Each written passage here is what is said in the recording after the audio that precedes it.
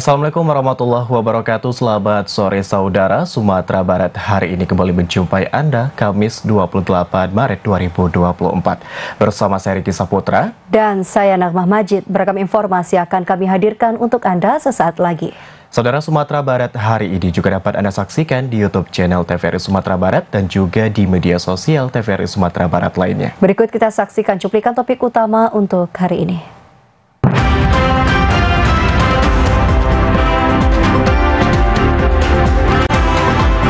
Aktivitas Merapi meningkat, Bandara Internasional Minangkabau kembali ditutup. Operasi Ketupat Singgalang, Polda Sumatera Barat kerahkan ribuan personel.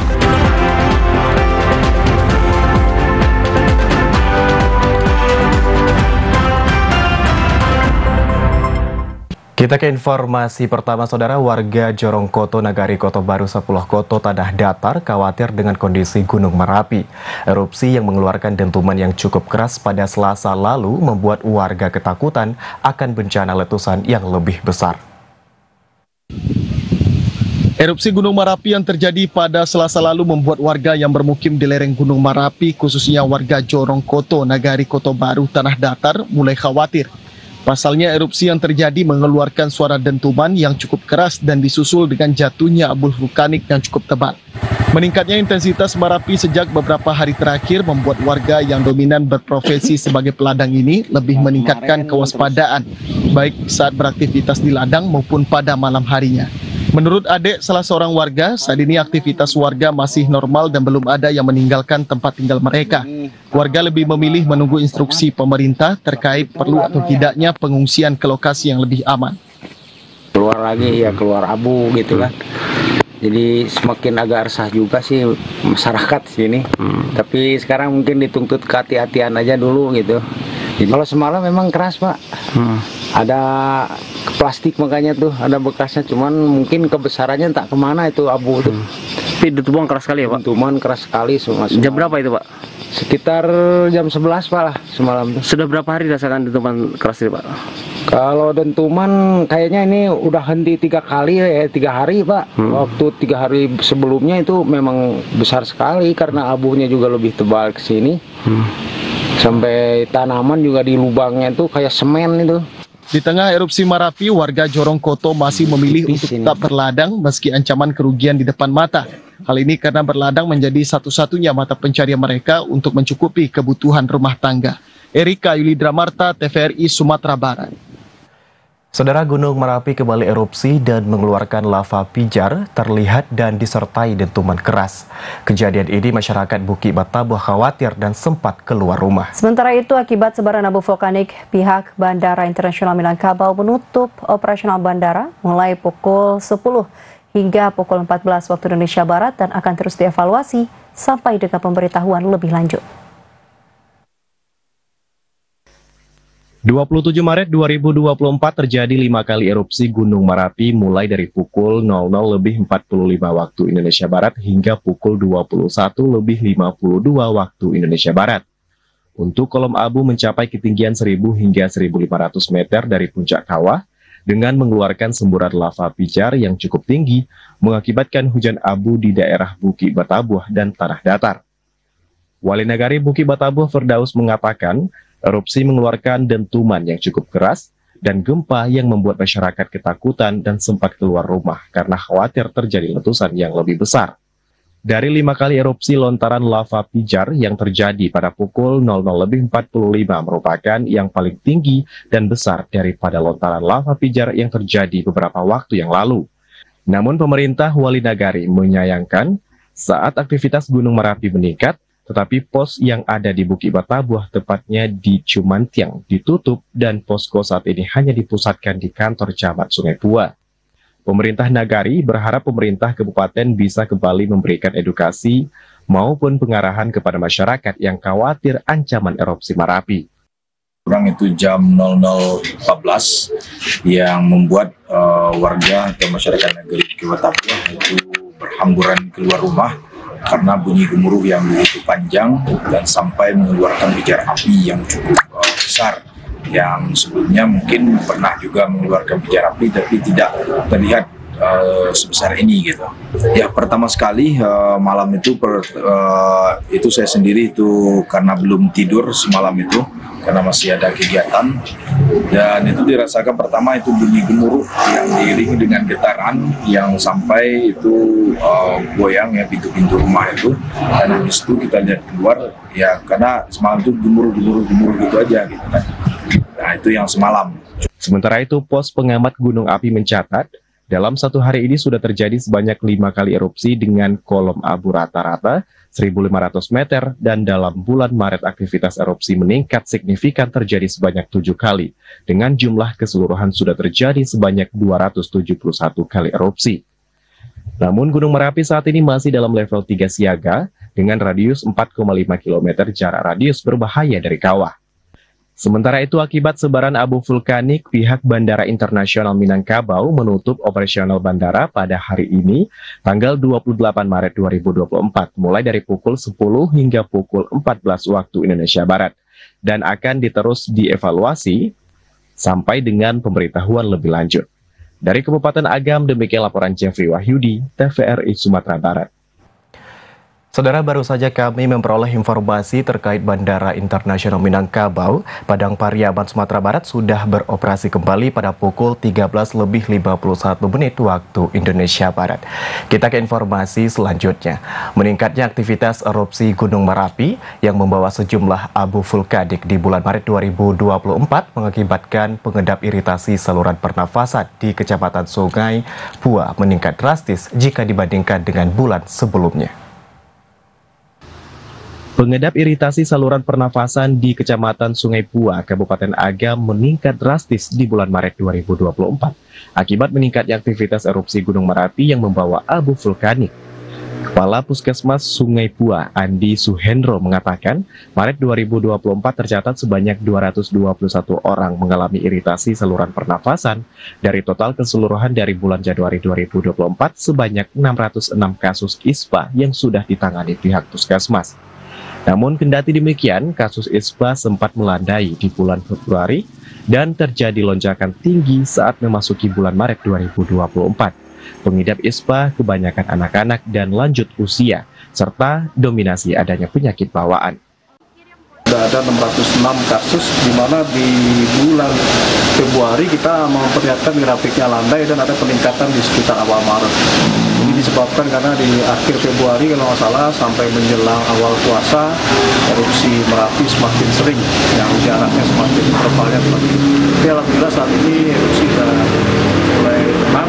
Andi Suhendro menambahkan, musim pancaroba menjadi salah satu faktor peningkatan penyakit ISPA. Dan saat ini Puskesmas Sungai Pua gencar membagikan 2 kotak masker per satu keluarga ke masyarakat dan menghimbau masyarakat untuk selalu memakai masker saat keluar rumah ketika hujan abu.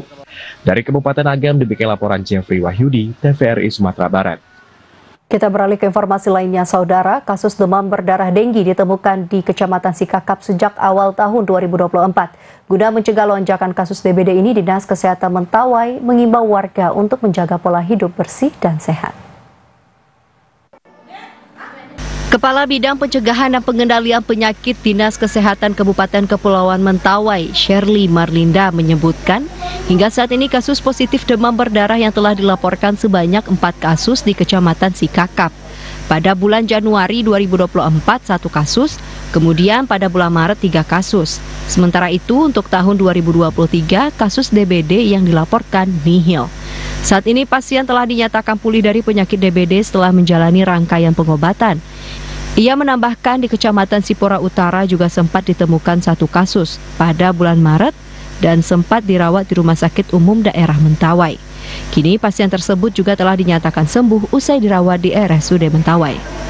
Tidak ada pasien yang meninggal dunia akibat kasus DBD di awal tahun 2024. Pada tahap awal ditemukannya kasus DBD, petugas kesehatan akan melakukan surveillance atau pengawasan, pengobatan, dan upaya pencegahan melalui penyuluhan terkait perilaku hidup bersih dan sehat, seperti pemberantasan sarang nyamuk di lingkungan sekitar rumah.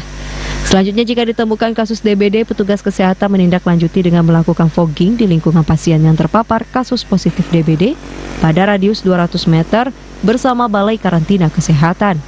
sehingga terhindar dari ancaman virus denggi yang disebarkan oleh nyamuk Aedes aegypti. Kita melakukan penyuluhan kepada masyarakat untuk pencegahannya. Kita melakukan dengan 3M tadi, yaitu menguras tempat penampungan air, kemudian mengubur barang bekas dan menutup tempat-tempat penampungan air, dan yang terpenting adalah perilaku hidup bersih dan sehat. Ia mengimbau warga yang menemukan adanya kasus DBD agar segera melaporkan ke petugas kesehatan untuk dilakukan tindakan pengendalian, sehingga pasien dapat tertolong lebih cepat dan tidak tertular oleh warga di sekitarnya. Dari Kabupaten Kepulauan Mentawai, demikian laporan Cornelia Septin Rahayu, TVRI Sumatera Barat. Kita beralih ke informasi lain, saudara. Ribuan rumah warga rusak terdampak bencana banjir dan longsor di pesisir selatan. Untuk itu, dalam waktu dekat pemerintah kabupaten akan mengirimkan tim pendataan yang melibatkan TNI Polri, aparat wali nagari dan instansi teknis terkait. BPBD Sumatera Barat mendata ada sekitar 11.000 rumah warga yang terdampak bencana banjir dan longsor pesisir selatan. Data tersebut merupakan data sementara yang dihimpun pasca bencana. Untuk mendapatkan data real, pemerintah kabupaten akan menurunkan tim pendataan untuk mendata secara rinci rumah yang rusak berat, rusak sedang, dan rusak ringan. Nantinya rumah kategori rusak berat akan mendapatkan bantuan 60 juta rupiah, rusak sedang 30 juta rupiah, dan rusak ringan 15 juta rupiah. Saat ini data yang ada, rumah rusak berat 500-an, rusak sedang 2.000 lebih, dan 8.000-an lebih rusak ringan. Sementara itu, jika direkomendasikan tim ahli, ada sejumlah zona pemukiman yang tidak memungkinkan untuk dihuni kembali, maka pemerintah kabupaten akan melakukan relokasi. Pemerintah kabupaten saat ini memiliki sekitar 1 hektar lahan untuk relokasi rumah warga yang terdampak. Upaya ini dilakukan agar percepatan pemulihan sektor perumahan dapat direalisasikan. Untuk percepatan pemulihan terutama sektor perumahan, kita juga dorong pemerintah pesisir selatan untuk menyiapkan tim penataan rumah. Tim penataan rumah ini nanti akan melibatkan semua sektor, baik TNI Polri, kemudian aparat atau wali nagari, camat, kemudian tim teknis, instansi-instansi teknis, dan juga dari Balai Perumahan, juga dari PU Perkim. Pemerintah provinsi dalam hal ini BPBD Sumatera Barat dan stakeholder terkait terus berupaya mencukupi kebutuhan dasar masyarakat terdampak bencana dengan terus mendistribusikan logistik bantuan dan memastikan sanitasi, mengingat saat ini masyarakat masih terkendala akses air bersih dan listrik. Delima Febria, Adfriandi, TVRI Sumatera Barat. Saudara, penertiban lapak pedagang kaki lima di Jalan Permindo, Pasaraya, Kota Padang berlangsung ricuh. Petugas gabungan Satpol PP dan tim SK4 Kota Padang terlibat adu mulut dengan pemilik lapak karena tidak terima lapak mereka ditertibkan.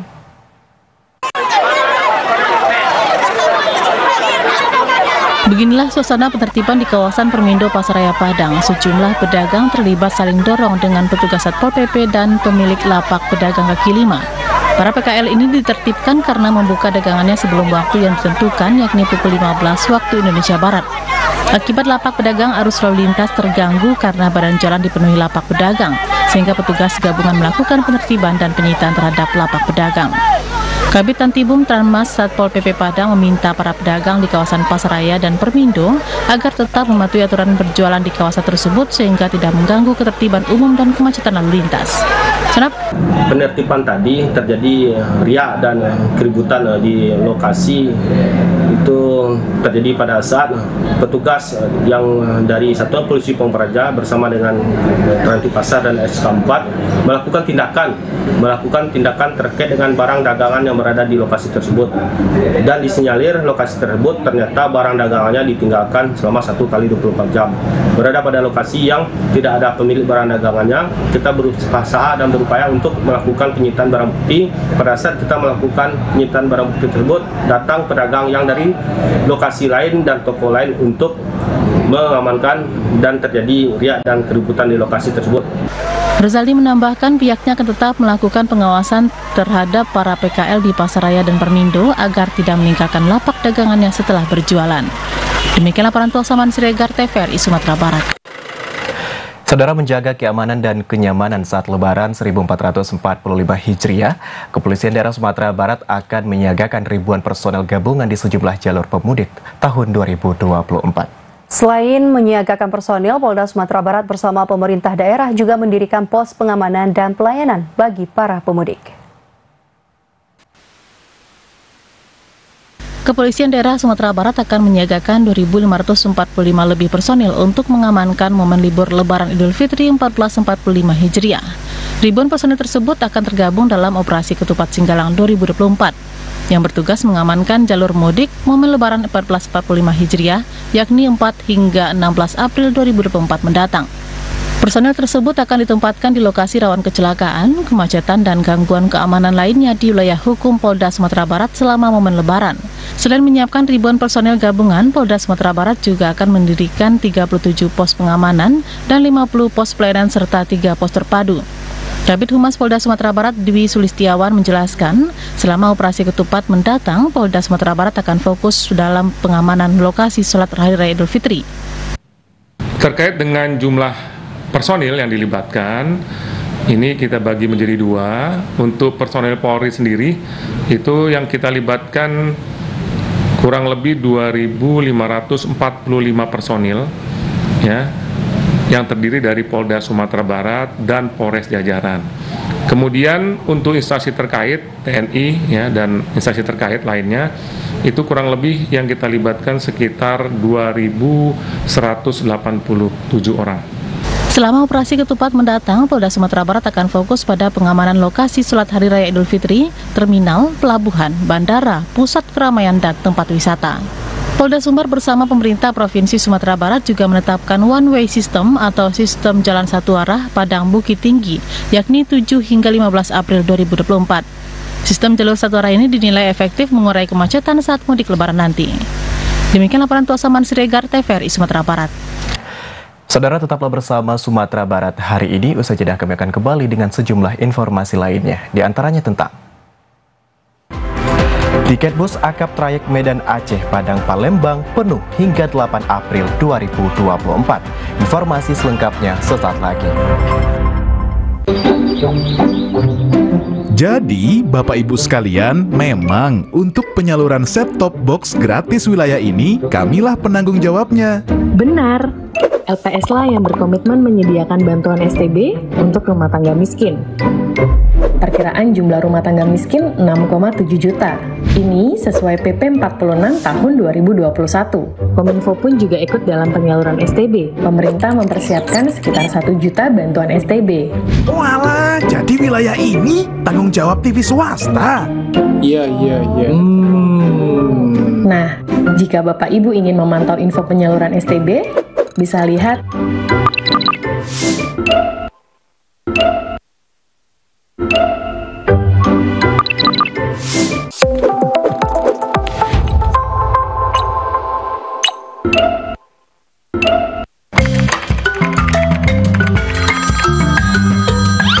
Halo ya Pak. Selesaikan ya, mau dipresentasikan. Oh iya ya Pak, ya Pak.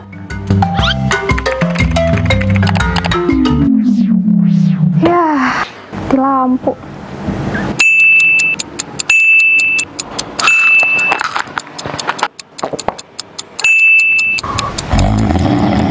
Bosan nungguin? Sambil menunggu atau bersantai, Anda bisa menonton TVRI Sumatera Barat lewat aplikasi TVRI Klik di gadget. Pertama-tama, download dulu aplikasi TVRI Klik. Tekan install dan jika sudah selesai, kembali ke menu gadget, lalu cari aplikasi TVRI Klik yang sudah terpasang. Klik dan buka aplikasi tersebut hingga Anda menemukan halaman utama TVRI Klik. Untuk menemukan siaran TVRI Sumatera Barat, tekan tombol channel, lalu geser layar untuk mencari TVRI Sumatera Barat. Lalu pilih. Tekan juga tombol full screen agar layar menjadi penuh. Mudah kan? Saatnya menonton!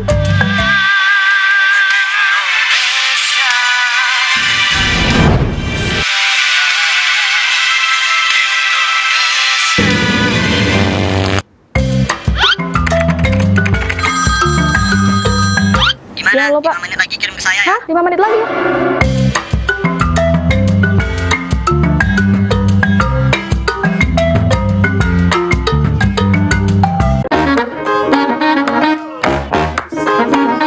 Halo, aku Modi, Sobat Digitalmu. Kamu tahu nggak kalau siaran TV analog akan diganti menjadi digital? Caranya gampang banget loh. Kamu hanya perlu menginstal set-top box. Ayo, ikuti Modi.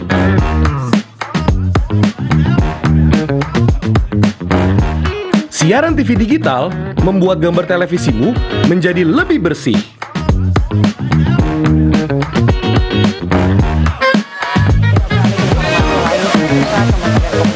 Tidak hanya bersih gambarnya, siaran TV digital juga lebih jernih suaranya. Terus membangun infrastruktur telekomunikasi di wilayah tertinggal, terdepan dan keluar Afrika.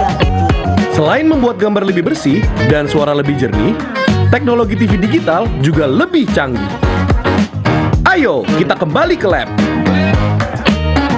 Ayo, segera bermigrasi ke siaran TV digital. Bersih gambarnya, jernih suaranya, canggih teknologinya.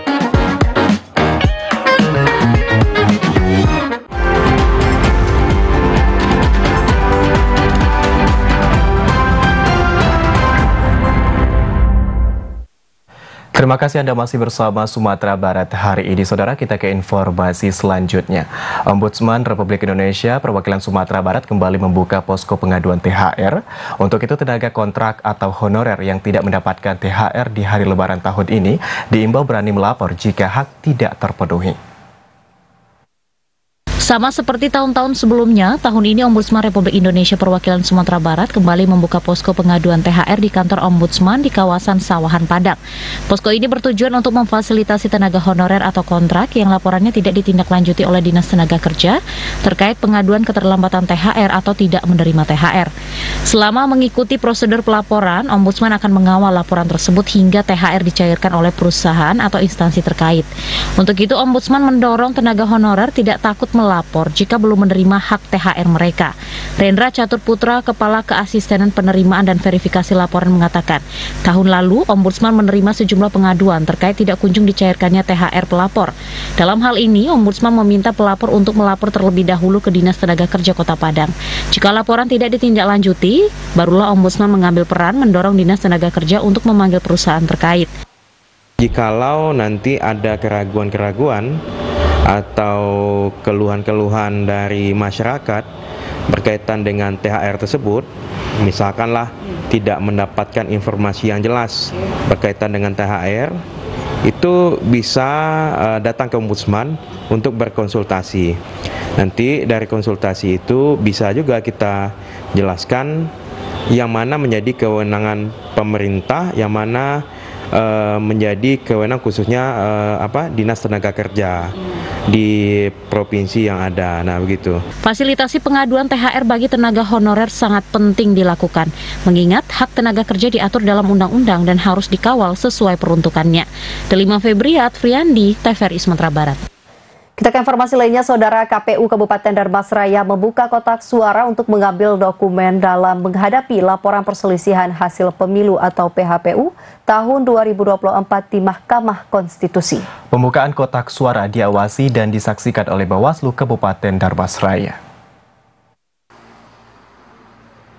Komisi Pemilihan Umum Dharmasraya terpaksa membuka kotak suara untuk mengambil dokumen-dokumen dalam menghadapi laporan perselisihan hasil pemilihan umum atau PHPU Presiden dan Wakil Presiden 2024 di Mahkamah Konstitusi. Permohonan tersebut diajukan oleh pasangan calon Presiden dan Wakil Presiden nomor urut 3 Ganjar Pranowo dan Mahfud MD tanggal 25 Maret 2024. Dalam gugatan tersebut, salah satu TPS di Kabupaten Dharmasraya menjadi lokus yang bertempat di TPS 12 Sungai Rumbai dengan permasalahan selisihnya 10 suara sah maupun tidak sah dari jumlah pemilih yang hadir sebanyak 144 orang. Untuk mempersiapkan gugatan tersebut, KPU Dharmasraya membuka kotak dengan mengambil dan screening dokumen daftar hadir pemilih tetap, daftar hadir pemilih pindahan, daftar hadir pemilih khusus, dan daftar hadir saksi. Terkait gugatan itu, Ketua KPU Kabupaten Dharmasraya France Putra memastikan siap untuk menghadapi gugatan tersebut dan saat ini sedang mempersiapkan dokumen-dokumen yang dibutuhkan. Sesuai dengan register dari MK, kita ada gugatan untuk pilpres di lokusnya ada di Damasraya 1. Jadi sesuai dengan PKPU 5 tahun 2024 dari pasal 109 kita untuk melengkapi dokumen pembuktian itu diinstruksikan untuk buka kotak. Jadi ada beberapa dokumen yang kita ambil seperti daftar hadir yang ada di dalam kotak. Nah, ini kita sudah donasikan juga, dan ini juga diinstruksikan juga oleh KPU Provinsi ya, untuk melaksanakan donasi dengan Bawaslu dan pihak kepolisian. Ya, nanti kita sudah melaksanakan donasi dengan Bawaslu dan kepolisian terkait buka kotak ini. Kabupaten Damasraya merupakan salah satu dari 5 kabupaten kota di Sumatera Barat yang masuk dalam daftar sengketa dengan permasalahan terkait data jumlah surat suara yang tidak sesuai dengan jumlah pemilih yang hadir. Dari Damasraya, Muhammad Didit, TVRI Sumatera Barat. Saudara, Bawaslu mempersiapkan berkas dan bahan hasil pengawasan di 2 TPS lokus PHPU Pilpres di Pasaman Barat. Tim Bawaslu mengaku sudah mendapatkan informasi dari Bawaslu Provinsi dan siap jika sewaktu-waktu diminta bahan atau keterangan berkaitan dengan kejadian di 2 TPS tersebut. 2 TPS di Pasaman Barat menjadi lokus PHPU dalam gugatan sengketa Pilpres di Mahkamah Konstitusi Republik Indonesia. 2 TPS tersebut adalah TPS 04 Lingkuang Awe, Kecamatan Pasaman, dan TPS 07 Rabi Jonggor, Kecamatan Gunung Tuleh. Menyikapi PHPU tersebut, Bawaslu Pasaman Barat mempersiapkan berkas dan hasil pengawasan di 2 TPS agar bisa memberikan keterangan jika diminta oleh Bawaslu Provinsi atau Bawaslu Republik Indonesia. Karena dalam hal ini Bawaslu Pasaman Barat menjadi pihak terkait. Ketua Bawaslu Pasaman Barat Wanhar mengatakan pasca mendapatkan informasi tentang 2 TPS lokus PHPU, timnya sudah mulai mempersiapkan diri dan berkas pengawasan yang dibutuhkan. Saat ini tim Bawaslu Kabupaten Pasaman Barat bersifat standby dan mensupport berkas yang dibutuhkan. Sementara itu, Komisioner KPU Pasaman Barat sudah membawa berkas PHPU yang dibutuhkan dari 2 TPS lokus itu ke Jakarta.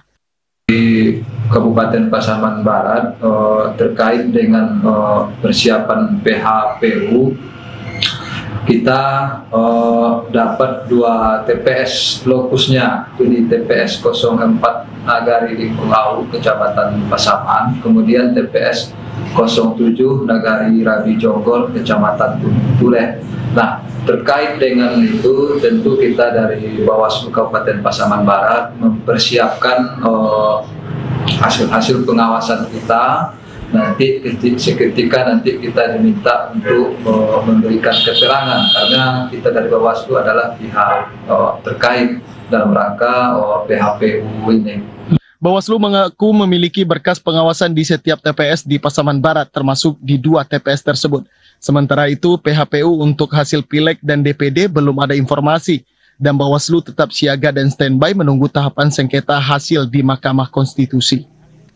Dari Kabupaten Pasaman Barat, Andika Adisaputra, TVRI Sumatera Barat.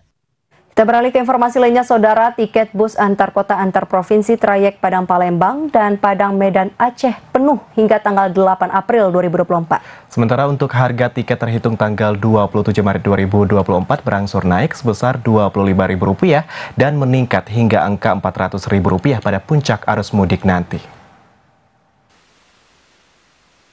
Menjelang Hari Raya Idul Fitri, aktivitas angkutan darat mulai terjadi peningkatan dari hari biasanya, khususnya bus antar kota antar provinsi tujuan Padang Palembang.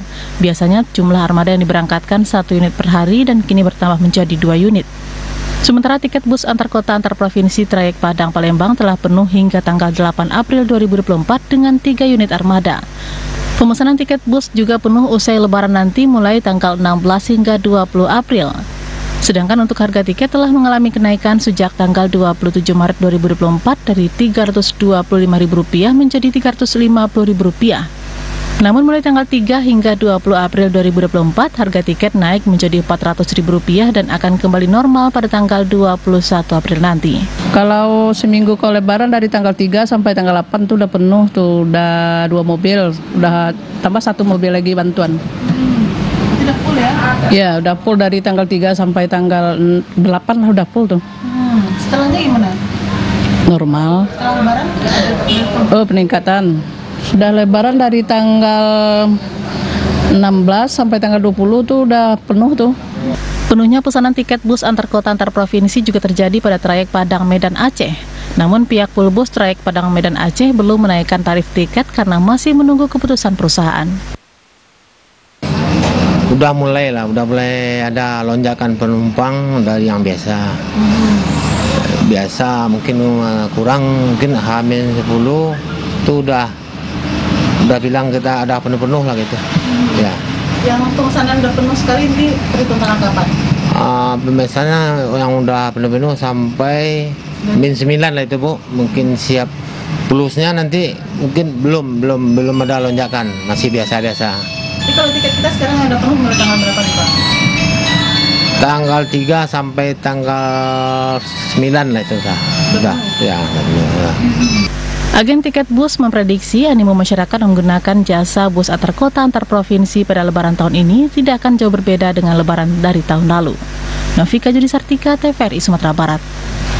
Sementara itu, saudara, pergerakan penumpang di Terminal Simpang 4 Kabupaten Pasaman Barat masih sepi.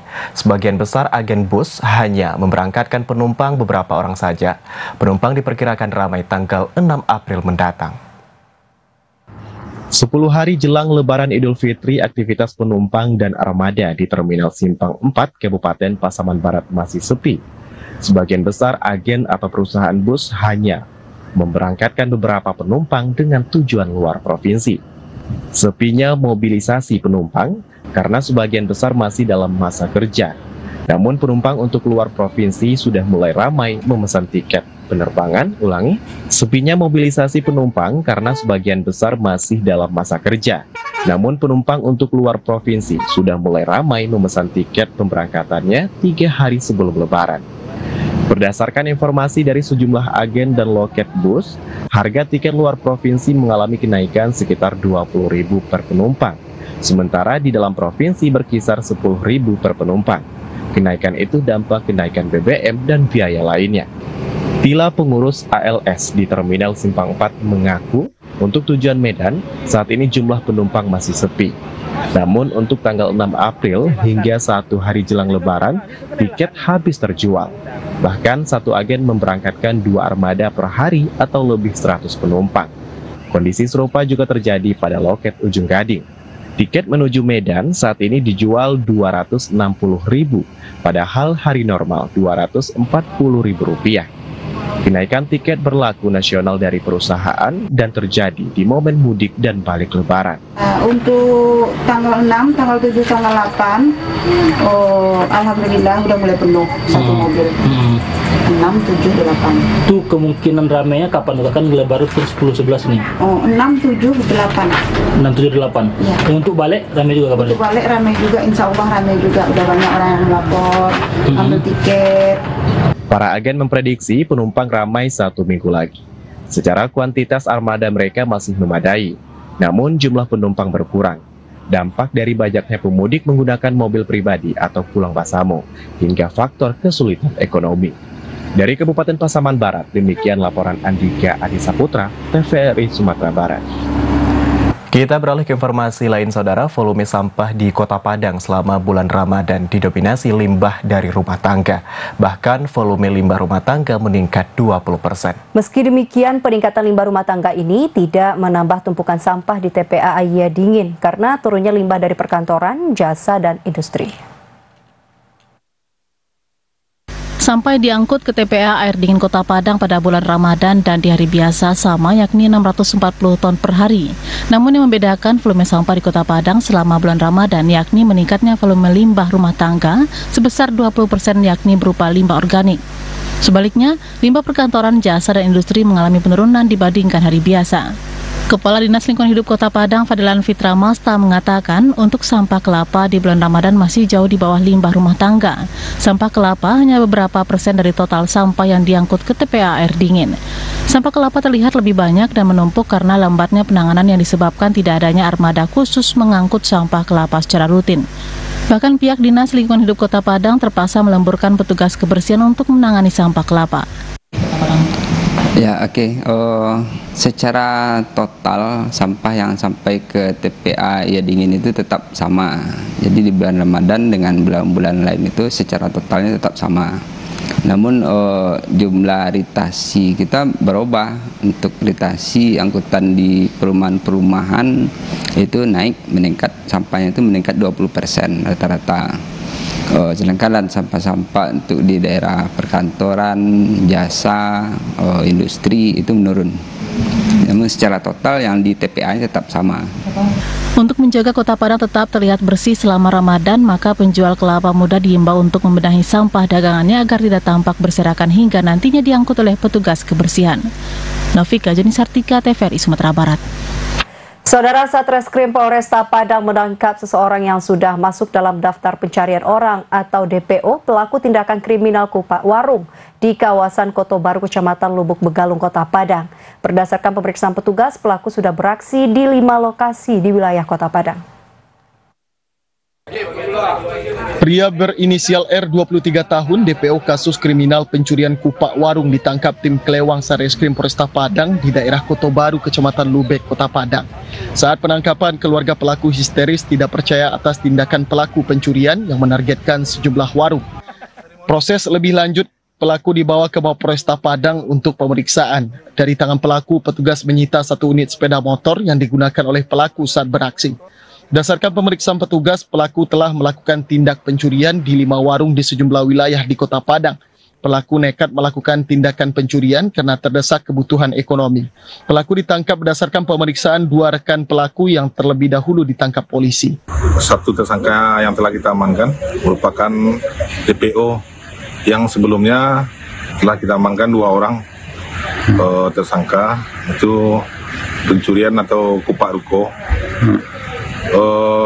Sebagian barang-barang yang diambil berupa rokok dan tabung gas. Itu TKP lebih dari 5 TKP di beberapa wilayah di Kota Padang. Untuk tersangka yang kita amankan di Koto Baru, Kecamatan Lubek. Akibat perbuatannya, pelaku dijerat dengan pasal 363 KUHP tentang pencurian dengan ancaman hukuman di atas 5 tahun penjara. Redo Jayusman, TVRI Sumatera Barat. Selain itu, saudara, setelah melakukan pencarian dan penelusuran selama beberapa bulan, tim Klewang Satreskrim Polresta Padang akhirnya menemukan pelaku kejahatan yang telah masuk DPO. Pelaku merupakan warga Dalam Gadung, Kecamatan Lubuk Begalung, Kota Padang yang telah melakukan penggelapan uang perusahaan senilai 125 juta rupiah. Jejak Riko Hidayat, tersangka penggelapan uang ratusan juta di Kota Padang, akhirnya diketahui oleh tim Klewang Polresta Padang. Hasil penelusuran, pelaku yang berada di Bungo Pasang, Kecamatan Koto Tangah, Kota Padang, ditangkap saat berada di sebuah rumah yang terletak di daerah Koto Tangah. Komandan Tim 2 Klewang Satreskrim Polresta Padang, Aibtu David Riko Dermawan, mengatakan keberadaan pelaku diketahui dari informasi masyarakat dan juga dari korban yang selalu aktif berkomunikasi dengan tim Klewang Polresta Padang. Buron selama 3 bulan, Satreskrim Polresta Padang akhirnya menangkap pelaku dan saat ini telah diamankan di Polresta Padang. David menjelaskan bahwa motif pelaku melakukan penggelapan uang perusahaan tersebut karena pelaku merasa sakit hati kepada pimpinan perusahaan yang selalu memaki pelaku di depan banyak orang. Akibatnya pelaku yang berprofesi sebagai supir perusahaan pun sakit hati dan melakukan penggelapan uang serta kabur membawa uang senilai 125 juta rupiah. Menurut pengakuan pelaku, uang ratusan juta tersebut telah habis digunakannya untuk membeli barang seperti motor dan telah dijualnya kembali. Kemudian uang tersebut juga digunakan untuk bersedekah dan membeli narkotika jenis sabu-sabu untuk digunakannya sendiri. Aktifnya si korban selalu melaporkan perkembangan setiap kasusnya dan keberadaan daripada si pelaku. Kita telah berhasil mengamankan si pelaku tersebut yang setelah melarikan uang perusahaan sebesar 125 juta sempat melarikan diri selama 3 bulan. Selama 3 bulan kita dalam pencarian, akhirnya tadi di bulan suci Ramadan, bulan penuh berkah, si pelaku bisa kita amankan. Jadi kepada masyarakat agar tetap berhati-hati dan jangan murah percaya kepada siapapun, baik itu karyawan kita, pegawai kita ataupun orang terdekat kita. Masalah uang tidak ada duanya. Sementara itu, Komandan Tim 2 Klewang Satreskrim Polresta Padang, Aibtu David Riko Dermawan, menghimbau kepada masyarakat untuk selalu berhati-hati dan waspada. Redo Jayusman, TVRI Sumatera Barat. Dan saudara, berikut kita saksikan informasi lainnya yang telah kami rangkum dalam segmen Ragam Ramadan.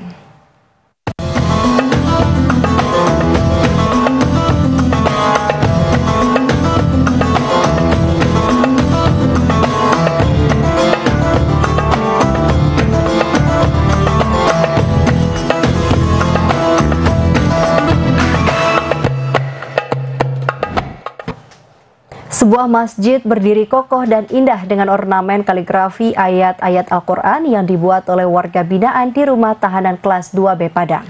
Selain tempat ibadah, masjid ini kerap dijadikan sebagai tempat menimba ilmu agama untuk meningkatkan ketakwaan kepada Sang Pencipta.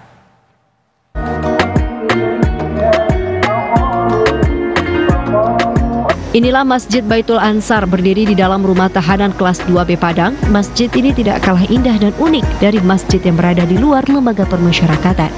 Berbeda dengan masjid lainnya, Baitul Ansar berdiri tanpa dipenuhi dengan kaca yang membuat masjid ini terasa sejuk karena banyaknya udara yang masuk ke dalam masjid.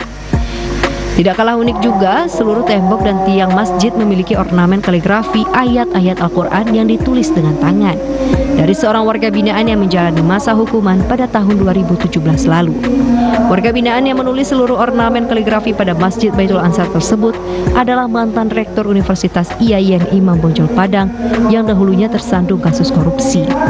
Selain untuk tempat beribadah oleh warga binaan dan petugas rutan kelas 2B Padang, Masjid Baitul Ansar juga menjadi tempat menimba ilmu keagamaan bagi warga binaan untuk meningkatkan ketakwaan kepada Sang Pencipta.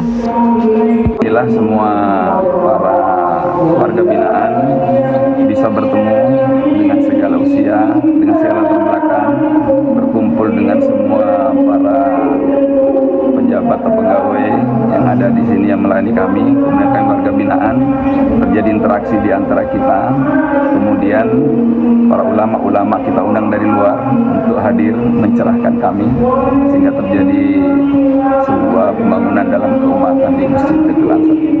Sementara itu, selama bulan suci Ramadan 1445 Hijriah, Masjid Baitul Ansar memiliki sejumlah agenda agama yang diikuti oleh warga binaan rutan Padang, yakni sholat berjamaah, buka puasa bersama, sholat tarawih, tadarus, hingga pesantren Ramadan.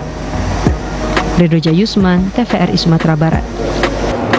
Saudara, bulan Ramadan identik dengan pasar Pabukoan yang menjual beragam makanan dan minuman untuk berbuka puasa. Mulai dari gorengan, kolak pisang, aneka minuman es seperti es tebak, es teler, es rumput laut, dan es lainnya. Di Padang tepatnya, di kawasan lapangan Imam Bonjol Padang, terdapat salah satu pembukuan yang laris manis dan selalu ramai dikunjungi oleh pembeli, yaitu cincau pepaya santan. Meskipun masih beberapa jam lagi memasuki waktu berbuka puasa, antrian sudah mulai terlihat di salah satu sudut kawasan lapangan Imam Bonjol Padang. Tampak sebuah lapak yang diisi dengan jajaran pepaya, cincau, dan santan sudah siap menunggu pembeli yang antri untuk mendapatkan cincau pepaya santan sebagai menu berbuka puasa. Pemilik atau pedagang cincau pepaya santan, Riri Nurbaini, mengatakan di bulan Ramadan dagangannya laris manis dibandingkan hari biasa. Di hari biasa ia hanya mampu menghabiskan 30 kg hingga 50 kg pepaya. Tapi di bulan Ramadan ia bisa menghabiskan pepaya hingga 100 kg. Pepaya cincau santan olahannya mulai diserbu pembeli sejak pukul 3 sore atau menjelang sholat asar dan akan habis sebelum waktu berbuka puasa. Selain menjual cincau pepaya santan, Nurbaini juga menjual air daun kacang bersama suaminya. Tapi sejak COVID-19 melanda, ia mencoba menambah usaha, yaitu olahan pepaya dan cincau yang dipadu dengan susu dan santan. Kalau cuacanya bagus banyak, kalau cuacanya kurang bagus ya sedikit lah. Karena di hari hujan itu kan orang jarang keluar. Gitu kan. Kalau di bulan puasa adalah 100 kilo lah. 100 kilo Di hari biasa atau di luar Ramadan, cincau pepaya santan Riri yang berlokasi di kawasan lapangan Imam Bonjol Padang atau dekat halte Trans Padang Koridor 5 Indarung ini buka setelah asar atau sekitar pukul 4 sore. Redoja Yusman, TVRI Sumatera Barat. Saudara, maraknya peredaran narkoba di kalangan remaja saat ini, pemerintah provinsi mengimbau orang tua untuk lebih memperhatikan pergaulan anak guna mengantisipasi pergaulan bebas yang dapat merugikan generasi muda. Tingginya kasus narkoba di kalangan remaja akibat pergaulan bebas di Sumatera Barat.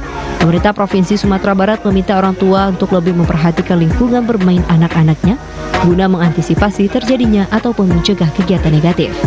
Gubernur Sumatera Barat Mayaldi Ansyarullah mengatakan, saat ini komunikasi antara orang tua dengan anak juga merupakan hal penting dalam perkembangan seorang anak agar nantinya seorang anak lebih terbuka ke orang tuanya. Selain itu, masyarakat seperti halnya Nini Mama Alim Ulama lebih memperhatikan anak kemenakan agar perilaku anak muda lebih terkontrol. Sementara itu, pemerintah Provinsi Sumatera Barat juga akan menindak tegas pelaku narkoba dan meminta masyarakat ikut berpartisipasi aktif mengawasi peredaran narkoba dan segera melapor ke pihak kepolisian. Satu saat juga anak-anak juga akan mencurah, menyampaikan sesuatu yang memang mereka dapatkan di luar, ada hasil yang aneh atau yang baru di mereka. Mereka akan tanyakan ke kawan.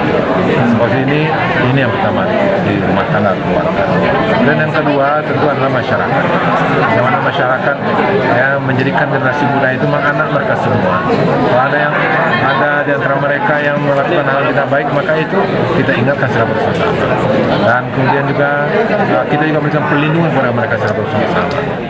Mahyildi berharap dengan ditindak tegasnya pelaku narkoba di Sumatera Barat oleh pihak kepolisian bisa menjaga kaum muda dari obat-obat terlarang dan menjadikan generasi emas di tahun 2045 mendatang. Dari Kota Bukit Tinggi, Jeffrey Wahyudi, TVRI Sumatera Barat. Saudara, melatih sikap kepedulian anak didik di bulan suci Ramadan, guru pembina OSIS beserta pengurusnya menggalang iuran dan berbagai takjil di jalanan. Program tahunan ini diharapkan mampu melatih siswa memiliki kepekaan dan kepedulian terhadap sesama.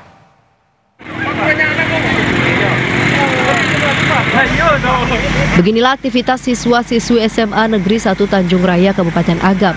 Ratusan takjil dibagikan kepada pengendara motor yang melintas di Simpang 4 Maninjau. Aksi tersebut bertujuan untuk melatih kepedulian anak didik agar peka terhadap lingkungan. Berharap siswa-siswi dapat memiliki karakter dan moralitas yang baik di tengah masyarakat. Wakil Kepala SMA Negeri 1 Tanjung Raya, Lydia Ningsih, mengatakan pihaknya bersama pembina OSIS dan Majelis Pengawas Kesiswaan mendorong anak didiknya untuk memiliki empati dan kepekaan terhadap lingkungan.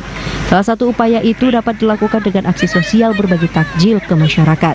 Dan dari kegiatan kita ini adalah bagian dari kegiatan kurikuler sekolah yang terintegrasi merupakan aplikasi dari mata program kegiatan intrakurikuler sekolah. Jadi esensi dari kegiatan ini adalah kita mengajarkan peserta didik kita makna berbagi dengan sesama. Lydia menambahkan, tingginya pengaruh telepon genggam atau smartphone sering membuat anak didik tidak peka dengan lingkungan, sehingga butuh inovasi dan kreativitas agar anak didik tetap memiliki jiwa sosial di era digitalisasi saat ini. Dari Kabupaten Agam, demikian laporan Rudi Yudhistira, TVRI Sumatera Barat. Saudara, tetaplah bersama Sumatera Barat hari ini. Sejenak kami akan kembali dengan sejumlah informasi menarik lainnya, di antaranya tradisi talau atau pasar kontes kerbau jelang Lebaran. Informasi selengkapnya sesaat lagi.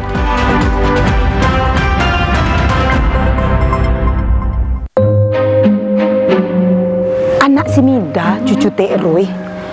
Nampak kita sekali dah, Ambo. Cincin penting dulu ya, dah. Wih, sebenarnya santing kok. Ya, pada suka ambilan balik. Iyo, cok banget tuh. Pasunyo bulan pastan baru paing, kini lah paing lo balik. Iyo unik. Ambo ikhtiar memberikan yang terbaik. Posyandu dekat sini di mana? Sajak dari kami. Makasih ya. Sehat yang kini mah. Dia banyak-banyak karena makan Yen. Apalagi kau sudah lama layan. Wih, gampang Yen. Bata diet lah diet. Insya Allah anak ambo aja asi eksklusif 6 bulan. Benjamin ambo aja asi eksklusif juga main. Sampai kini imunisasinya pun lengkap supaya anak sehat, cerdas kini hingga nanti. Betul sekali Ibu. Kondisi gagal tumbuh kembang pada anak atau yang dikatakan stunting itu karena anak tidak mendapatkan asupan gizi optimal selama 1000 hari pertama kehidupan dari janin sampai umur 2 tahun. Oh, anak kurang tinggi makasihnya tuh Pak. Pendek belum tentu stunting, tapi stunting pasti pendek. Nah, itu bisa ditandakan dari panjang atau tinggi badan anak berdasarkan umurnya. Nah, kondisi stunting ini mengakibatkan si anak nanti di masa depan itu akan mudah sakit dan terutama dia kurang cerdas. Mande, saya sampai muda itu loh anak. Angka stunting kita masih tergolong tinggi. 1 dari 4 anak balita kita itu dalam kondisi stunting. Nah, itu jadi perhatian kita bersama. Kita harus memberikan perhatian lebih, terutama kepada ibu hamil dan juga anak bawah 2 tahun. Mbak cara mencegah stunting tuh Pak? Pertama,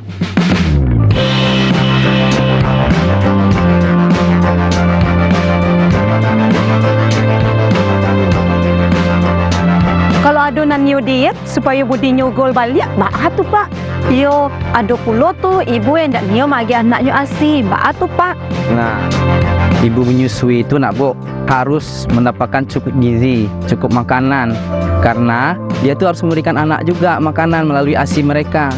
Jadi kalau kita dietnya yang salah, kasihan kita sama anak kita Ibu.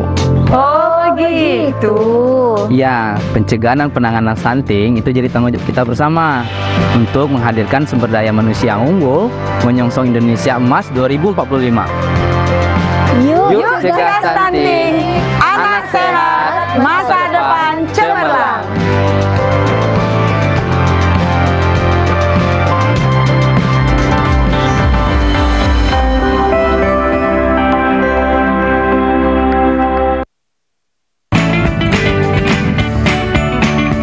Gimana? Bersih dan jernih kan siarannya? Jangan khawatir, semua ini gratis. Bagi kamu yang masih menggunakan TV analog, cukup dengan satu langkah mudah. Untuk televisi yang sudah siap digital, cukup scan ulang siaran TV kamu untuk menangkap siaran TV digital. Banyak pilihan programnya, bersih gambarnya, jernih suaranya, dan canggih teknologinya. Ayo, kita beralih ke siaran televisi digital.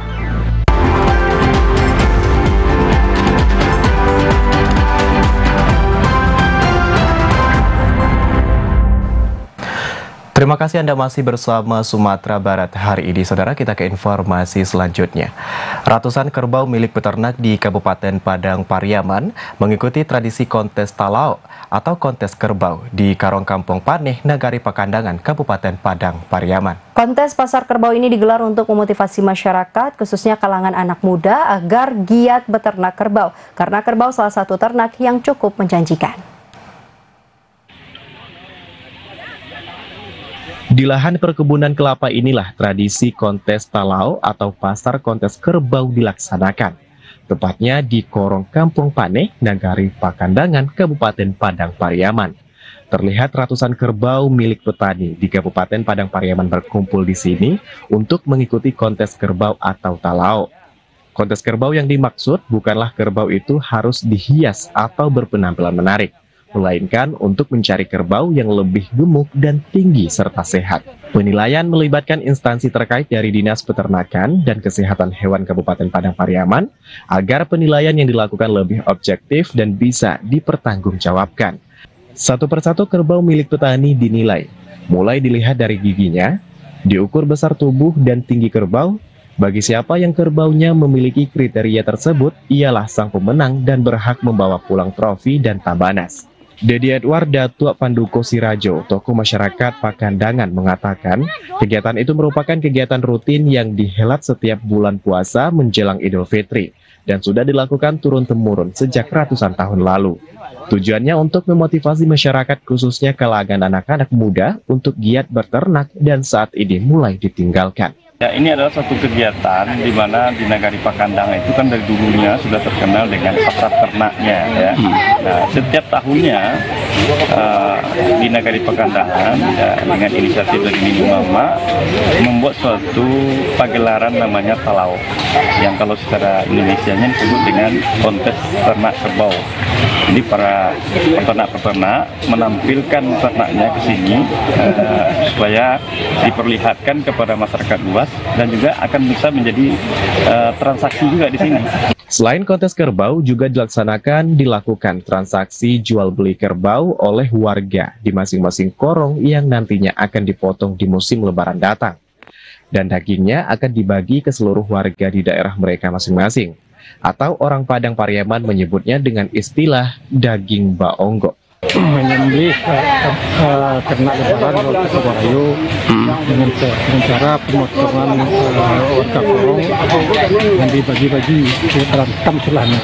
Karena satu onggok 150 ini, kalau kerbau itu dagingnya 200 kilo, kita 150.000, kita 30 juta beli.